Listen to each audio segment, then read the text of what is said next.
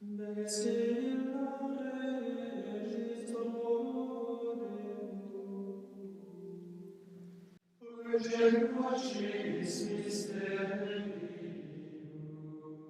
of you contacted us on Thursday, April the 8th, 2021, to be informed of the damage caused to the Via Caritatis vineyards by the frost of historic proportions that had just seized France's vineyards in its vice-like grip during the night.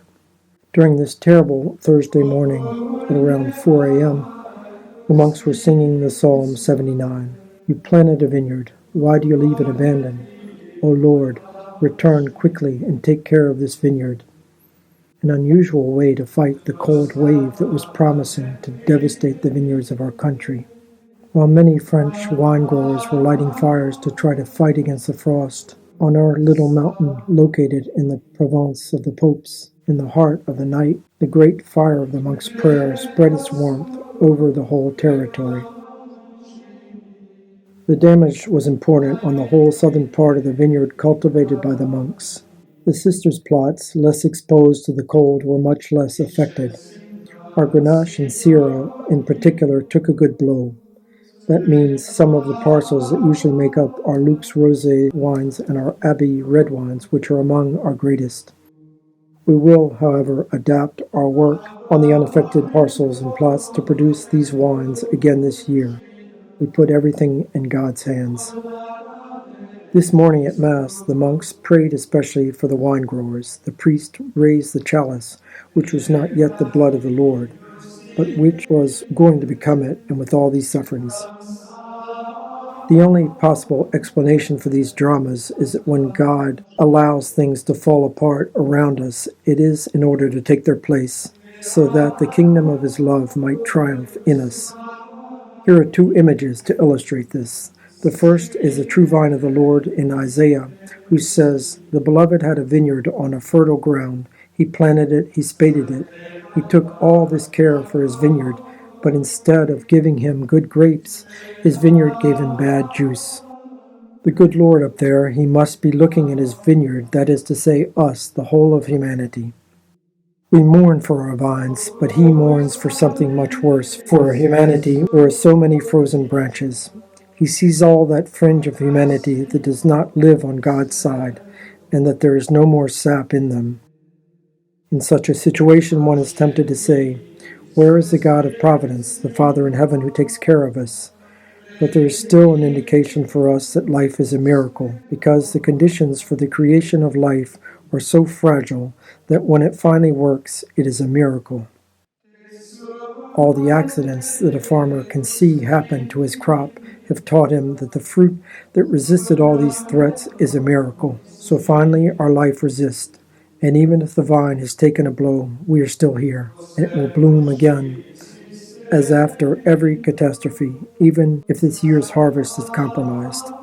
It is a miracle of the almighty tenderness of God hovering over us as upon the vine.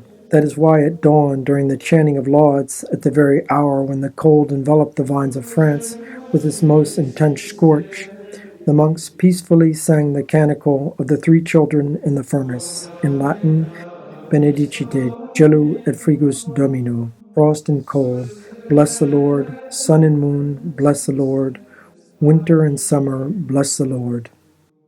In the confidence that the Lord is the master of our lives, and that He makes everything work for the good of His children. Yes, the one who resists is a miracle. Yes, the presence of God is always there. But this trial can be for us a call to realize that the Lord sees His own vineyard, that is to say, us. And in the Lord's vineyard there may be many damaged vines, stems that will not produce the good fruit that He expects from us, the good fruit of justice, holiness, praise to the God of our lives, goodness, charity. The second image is that of Christ on the cross. In Jerusalem, at the time of Jesus' crucifixion, it was around April the 6th. The temperature must have been still very cold, 2,000 feet above sea level, early April, naked on a cross for hours. Yes, the crucified Christ, who is named the true vine, He too suffered frostbite on the cross during His entire crucifixion. It was not necessarily 30 degrees Fahrenheit, but he was in a situation of terrible suffering by the cold. This is a suffering of Jesus that we never think about. Yes, Jesus on the cross must have been terribly tortured by the cold. This brings us back to the image of death, but also of resurrection. The Lord took upon himself all our sufferings, even frostbite. This morning we feel like calling him to account with the psalmist. Where are you, my God? What are you doing? Why don't you take care of me? And he answers by looking down upon us silently from the top of the cross with love. And he simply invites us to participate with him, to put our sufferings in his own sufferings, so that his life can pass into our life, and that the mystery of his total abandonment in the hands of the Father can blossom again for us into a mystery of life given, that is, charity, of which wine is the eloquent sign. Therefore, these disasters are opportunities to open ourselves to his love. Finally, the God of charity uses these disasters in our own lives to take over, because otherwise we don't leave him much, just a little back seat.